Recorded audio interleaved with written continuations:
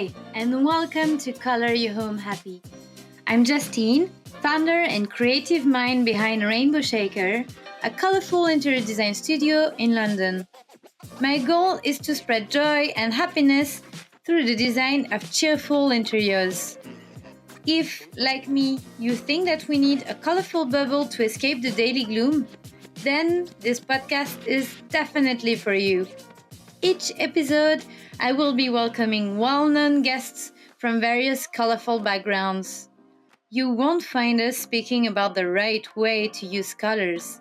In this podcast, I want to help you trust your intuition and give you all the confidence you need when designing interiors full of dopamine.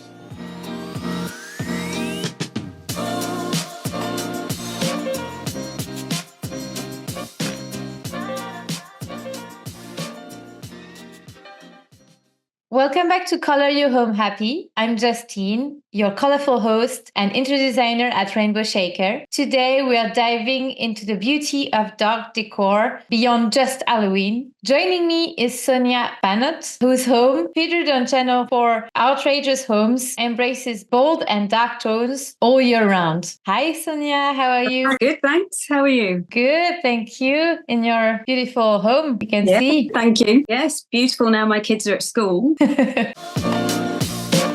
Can you tell us a bit more about your journey? Okay, so basically we moved into this house in 2009. We'd been looking for houses and my husband's a touring musician. And at that time, my boys were really young, I think about 8 and just over 2. So we needed to be in somewhere quick and it needed to be somewhere that didn't need anything, work doing, because obviously I had 2 young children. So we moved in here in 2009 and it was very, very lovely, but just very beige, very just what I'd call a normal family home. We moved in and did nothing to it. And then in 2019, we decided that we needed to do a loft conversion. And it was at that point where I kind of started looking at what I wanted our loft to do, because that was going to be our main bedroom, mine and my husband's bedroom. I don't see myself as an interior designer. I'm not an interior designer. I just really started to look into interior design and what I liked and, what kind of visually I liked. It was a very organic process, I think. It kind of just grew. I didn't have a style in my head. It wasn't anything that I specifically thought about. It wasn't like, right, I'm going to paint the house black. It was just something that I thought, I like the feel of it. And then also my boys were a lot older then, because I don't think, having so much around the house and having a black house would have really worked with 2 really small children. I'm a Reiki practitioner. So for me, it's all about connecting with yourself. It's all about energies. It's all about, bringing your confidence out. So for me, that's what interiors are about. It's about trusting yourself. It's about those energies. It's about saying, this is who I am. Like that whole thing of saying, this is me. So that's where I come at it from. It's not visual. It's about how you feel. It's about who you are. And since then, since 2019, that's what we've been doing really. And I wouldn't say that I'm actually even finished, because it's something that continually grows. Yeah. And were you always drawn to black and darker tones? I think so. Having said that though, I think I do see, like the Scandi white minimalist, everything's white and everything's very neutral and natural tones, a lot of wood. I love that look, but I also know that it wouldn't work for us. We're a normal family with a lot of stuff and I just didn't think that would work for us. But in terms of have I always been drawn to darker tones? Well, at the age of 14, I was a goth. So I've been drawn to strong images, really. That's what I've been drawn to, something that I feel makes a statement. So maybe not dark tones, but just something that's a bit different and that isn't the norm. I think with me is I've always tried and I've always wanted to push boundaries. I like to see how far I can go with something. I've always had a bit of a brain where if somebody says do this, my first question has always been why? What's the reason behind it? Yeah, you don't follow blindly. I think authenticity is a massive thing for me. And if it doesn't feel right, I won't do it. That's kind of followed through with the way we've styled our house and our interiors. You mentioned that your mom came to the UK, so she was living in India before, right? Yes, so she was born in India. I'm Indian, my family's Indian. So she came over in I think it was the late 60s, 70s, like a lot of the Indian community in the UK. And she made her home here, made her life here. And we were born here. As I say, the things in my home remind me of the struggle she went through. It wasn't fun for her, but I think it's really important that I hold on to what she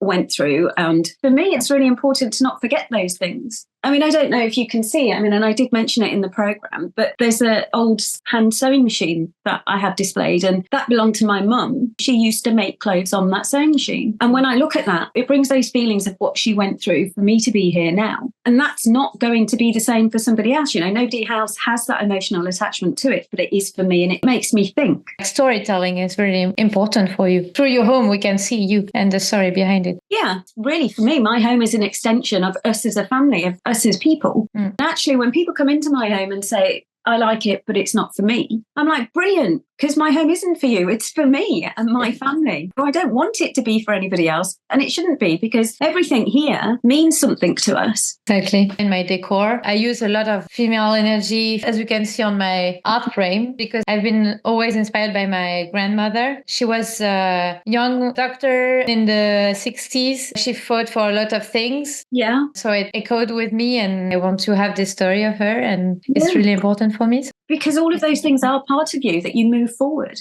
Indian culture is really colorful, a lot of textures. Do you feel that you're inspired also by this culture? I think I am, very much so. Not so much as, you know, the bright, vibrant colours, because obviously I don't have that many. You know, I have reds and golds. But I think in terms of the textures and the layers as well, I think if you go, particularly in places like Rajasthan and central India, there's a lot going on. There's a lot of layers. I haven't been to India for a long time, actually. But the thing that I do love about India is the mysticism about it. The thing that if you scratch the surface, there's more going on. And I like to think that my home feels like that. Well, it does to me. Every little corner you go to, there is something going on there that you may not be able to see because those corners are quite dark. But once you go in, there is so much there for you to experience. For me, it's very important that I still hold on to my Indian culture. And there's things like in the kitchen, there's like, you know, little Indian instruments that my mum brought back for my boys when they were little, and they're hanging up on the walls. And then many years ago, I used to train in classical Indian dance. And part of it is that you would wear bells around your ankles. I've still got those bells, and they're hanging again on my wall. Was your upbringing really creative? Do you know, when I think about it, I used to think, no. My dad passed away when I was 19, but he was a teacher. My mum, for a long time, worked in a factory, even though she was trained as a teacher, but there weren't any jobs in teaching for her when she came here. So she just did what she had to do, which is what a lot of people did. But one thing that struck me is I always remember when I would come home, my dad had a real thing with just changing furniture around. So we'd come in and he'd have changed the whole room around. And it was like, oh, hang on, is that where I've got it from? This thing of wanting to make home feel like a home. And also, I do silly little things. You have like a little cupboard under the stairs, you know, little nook. And I remember as a child going in there and making it my own little home, like cushions in there and hang things in there. And I'm like, wow, you know, you think back at these things and think, actually, maybe there was something going on, even at that point. But you know, in terms of my creativity, as I said, I kind of alluded to subcultures. So I went through a lot of, you know, I followed a gothic fashion. I was a punk, you know, I used to dye my hair red, make my own clothes. I'd go to secondhand shops. So there was creativity there. Tomorrow is Halloween. We wanted to talk about the fact that black and darker shades are not only Halloween colors. They can be used all year round. Black, we tend to forget it's a color, and it evokes so many emotions. Yeah, I say black is a neutral. It is, and it does evoke emotions. And it's funny because whenever I've shared my house on Instagram, I don't often get negative comments, but the ones I do get is, oh, I'd be depressed. It's really gloomy. And it's not depressing or gloomy at all. I think people just think that, you know, that whole thing of a dark cloud, dark is depressing. It's not. And I'm here to say black rooms don't depress you. And I think people, anything that's just a bit out of the ordinary, people just get really scared about things like that. And I just don't get it. It's funny, again, the few negative comments I have had from social media is that people saying that they feel like a witch lives here or Satan's lair. And I'm like, well, that'll do. For me, it's a child from kindergarten or something like this. Yeah, I know. I'm connecting to my inner child. So that's okay. That's what I'm trying to do. I find it actually really, really cozy and really comforting. And when you come in here, particularly because it's a north-facing room as well, it's never going to be light, bright and airy. So for me, when I walk into this living room, particularly on a kind of, you know, winter's day, put all the lamps on, you just feel so relaxed. It's a really relaxing room. It kind of feels like it's giving you a hug. It's just saying, come in, sit down, relax.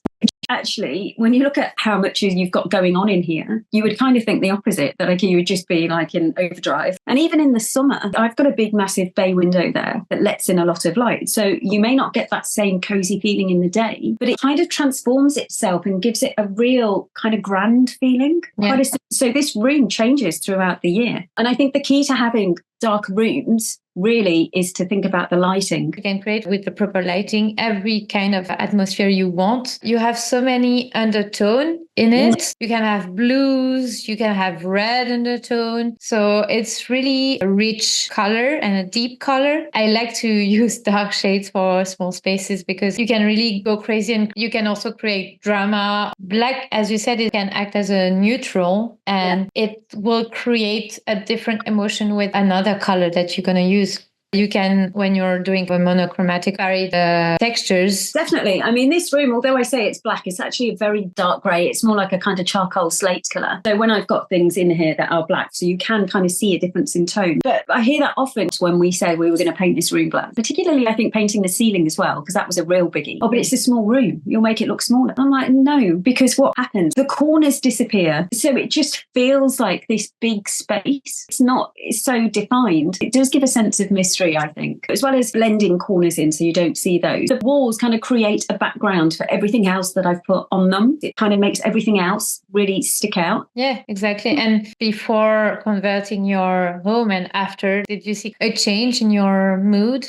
Yeah. I mean, we would come into this room and it would just be functional, just a house that we live in. You come in, you sit down, eat your dinner in the kitchen, go to bed, blah, blah, blah. Suddenly, when it became what it is now, or started to become what it is now, it felt like a home. It wasn't just a house. It wasn't just walls. It was us. It's not just four walls anymore, which is what it did feel like. And I suddenly have got a real attachment to it. How is your family interacting with the space? Well, to be honest, my boys are teenagers and they go and lock themselves in their bedrooms anyway. Spend as least amount of time with me as possible. But in the winter and at Christmas time, this room really comes alive. Even when we moved in, the walls were beige. We always said this is a kind of Christmas room because it just has that sense of warmth with the fireplace. And when you have a fire roaring away, it's just beautiful. It's really lovely. So before they became grumpy teenagers, they wanted to spend a lot more time in this room. So, we would play board games. We would just be together. We'd have film nights every week, which we wouldn't do before. So we're just spending a lot more time in this room. And in the kitchen, it just felt more of a kind of conversational place where we could hang out and find out about what each other was up to. You just connect more, I think, because you feel more comfortable in the space. Yeah, exactly. Sometimes people are like, I moved in years ago, but I never did anything. And I'm like, you could just even put, I don't know, a picture, a frame, something in it.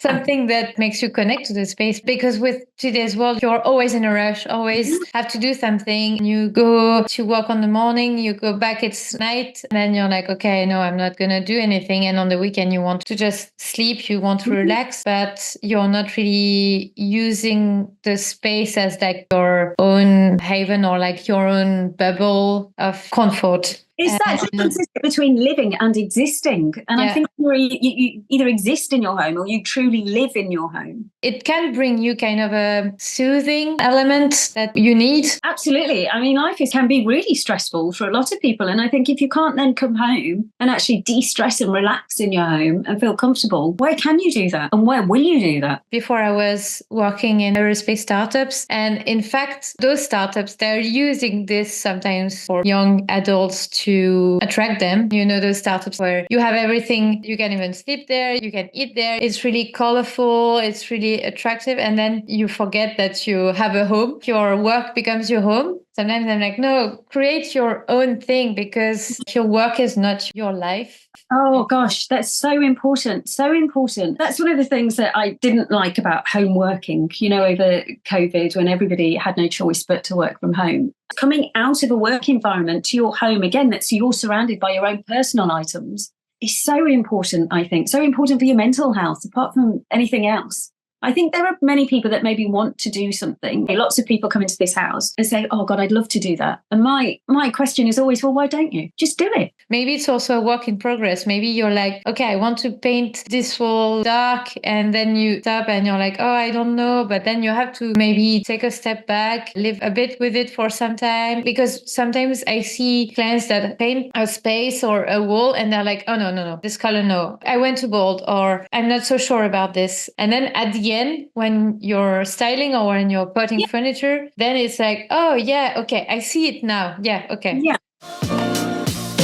So we see in the show that you create a lot of things secondhand. Is that also a way to balance the boldness of your dark decor? Yeah, I mean, I think for me, secondhand furniture in particular, again, it's that thing for me is evoking emotions. Yeah. I look at these pieces and often, and I know it sounds a bit mad, but I'll sit here and I'll look at the bureau we've bought and just wonder where it's come from. What's your story?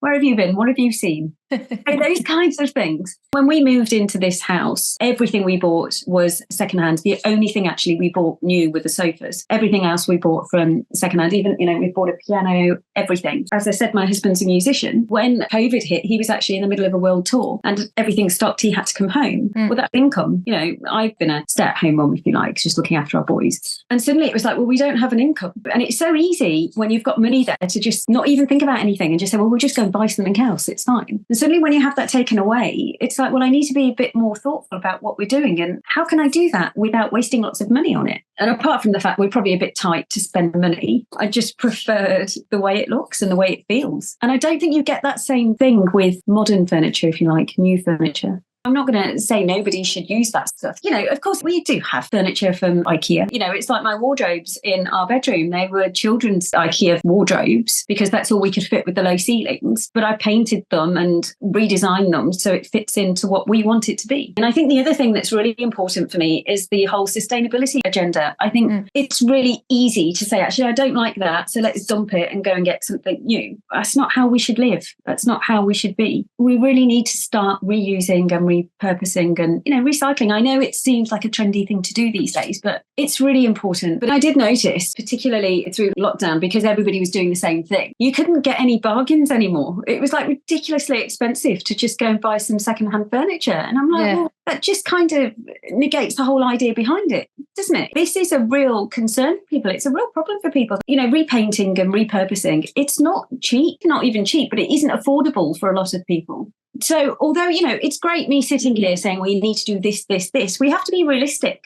For a lot of people, they're cash poor, but also time poor. So that's why I say these things don't happen overnight, and that's absolutely fine. Take your time. And I think that's really important as well, because I think people get it in their head that they have to do this, this, this, and they have to do it now, and it has to look like this now. And I don't think they understand that. Like I said, to get to the point we are today, it has taken me 5 years. And even now I'm not finished and I'm not happy with it, and things will change again. Even if you have the little idea of, I think I want to paint. I think I want to go dark. Well, don't worry about it. If it's threatening and it feels too much for you right at that point, sit with it. Don't do anything yet. Wait until you feel that you're mentally in a place to be able to do it, then do it. It's like with the fireplace wall. There's a textured wallpaper on it. When we first did the room, everything was just black. And I'd been saying to my husband for ages, something doesn't feel right for me. Something just doesn't sit right. And then I had the idea of hand painting the relief of the textured paper in gold. And my husband thinks I am bonkers at times. And he said, that's going to take you ages. And I'm like, I know, but I have to do it. And I did it. And automatically it just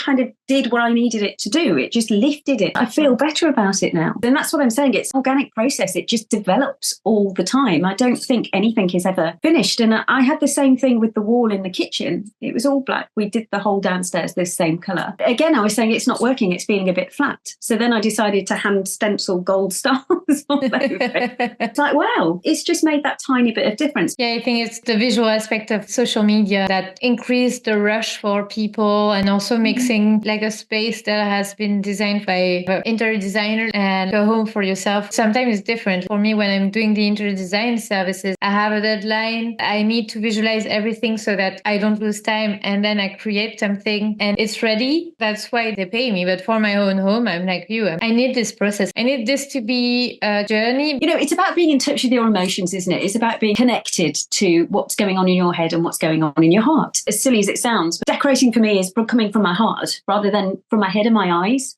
And it's finding that connection. I think that's where people kind of, when they do something and say, well, I don't like it. Well, it's like, I think you kind of jumped on that too quickly and you didn't sit with it. You weren't listening to what your heart was trying to tell you about that. And when you don't like it, explore why you don't like it. Not take it and dump it. Maybe it's just a little thing that you need to add or to remove, and then that's fine after. On the show, we can really see that you're a creative. You're always doing something. Yeah, always. I mean, I've got so many things I'm thinking I'm going to do next. It's quite tiring, actually. I do enjoy it. And it really gives you a sense of confidence when you've made something and you see it and you think, bloody hell, I made that. And, it looks great. Seeing it in real after having it for so long in your brain. Wow, it's real now. Yeah, it's real. I did that. And if I can do that, I can do the next thing. And it just grows, doesn't it? I find that interiors and working on your house and doing things that you want to do just spills over into your life because you do start to become a more confident person. I wasn't confident at all, really. And it's only as I've got older. But once you start making things, once you start being creative, I think everybody has creativity in them in one way or another. I think you can be creative in all kinds of things. It's just finding that creative outlet that works for you. Do you have any stories behind a few of your items in a budget, for example? Yeah, I mean, don't know if you can see that lamp behind me here. That's one of my favourite things. That lampshade I picked up on Facebook Marketplace for like £3. Wow. So basically I stripped it and learned how to recover it. It's about learning new skills, isn't it? I'd never done anything like that before, but I thought, well, I'm going to give it a go because why not? Basically, that was the cost of some tassels and the £3 frame. But there's lots of things around the house that we've done. The other thing that's important to me, talking about things that mean something, we've got a lot of boys' artwork on the walls. My eldest son, when he was second year in senior school, made a air clay head. We painted it gold and it's up on the wall. And every time I look at it, I'm like, Evan, look what you made. So it's all of those little things, isn't it? Yeah, and it makes them feel more involved in the space. Absolutely. And that's another thing that's important. I mean, one thing you'll never see is my teens' bedrooms because they have decorated them. I mean, I did say to them when we started redecorating that they're your bedrooms. You can do exactly what you want. I've got no input in it whatsoever. You need to feel comfortable in your space. Especially at that age where you're trying to discover who you are. Exactly. It's up to them. And so they've decorated it the way they want to. And it's absolutely not the way that I would. Do you have any tips, for example, for those who are a bit intimidated by using dark hues in their home? Well, firstly, my only tips would be say don't be. Honestly, it's not as scary as you think. And again, as I said earlier, if you are a bit scared of it, then just sit on it for a while. Don't jump in and do that thing where, paint some paper or whatever and put it up where you can see it. So you just keep looking at it and see what connection you're getting with that colour. But I've got some put up in various, with this deep red shade I'm thinking of going. I've put it up in various parts of the room so I can see how it changes throughout the day. And if I'm still happy with it. So when the sun's on it, how is it looking in the evening when I've got the lights on and the lamps on? How am I feeling with it? Yeah, exactly. I have a little tip for me that I'm using when I'm choosing the darker shade or black. You have those lights that when you touch them, they change like warm lights and white light. And I always paint a little thing on the wall with the paint I have. And then I'm placing the light above and changing the setting to see how it will react. Yeah. I think the big thing is change, isn't it? Maybe it's not even the colour that you're scared of. It's the thought of change. To begin with, change a bit of furniture in your room, create something that's making you feel a bit different and take it one step at a time. And then in terms of painting your room, try with one wall, try with two walls. Try doing the walls but not the ceiling if that's what you want to do. Maybe try the skirting boards and see where you go from there, or a door. Maybe start by looking at a darker colour from where you are now. If you're beige, maybe go for like a darker green or something. It doesn't have to be really dark, but change a different tone, a darker tone maybe of the same colour. And again, just remember it's just paint. If you genuinely don't like it and it doesn't work for you, then you can repaint. There's nothing there that can't be undone, but constantly keep changing so you don't get comfortable with one thing. Because I think the issue with going dark, particularly if you've always had a lighter walls, making that huge leap is stepping out of your comfort zone. Yeah. And I think that's the problem. It's not always about the colour. It's about stepping out of your comfort zone. And that doesn't even have to be with interior design. That doesn't even have to be with painting your walls. It could be anything. Just things like wear something different. Wear something that you haven't worn before or you'd like to. Once you start building your confidence up, it then kind of follows through. And before you know it, you will be painting your whole house dark because it's quite addictive. It's a journey, as you said. Don't think it's something that's going to happen overnight, and don't even, let it be something that you do overnight. And also, don't just see something on social media and say, right, I'm going to do that. Be aware that just because it looks that way in somebody else's house doesn't mean that you are going to feel the same way when it's in your house. Yeah. I think people just think that everybody knows what they're doing. And I think the one thing I've learned is everybody is just winging it. Nobody knows what they're doing, really. Yeah, it's sometimes you have to take the risk with the design with home. You don't have something tangible to rely on. You're trusting your heart, you're trusting your guts, and you're like, okay, I can't make sense of it, but I think I have to trust myself on this one. And you will know whether it's going to work for you or not.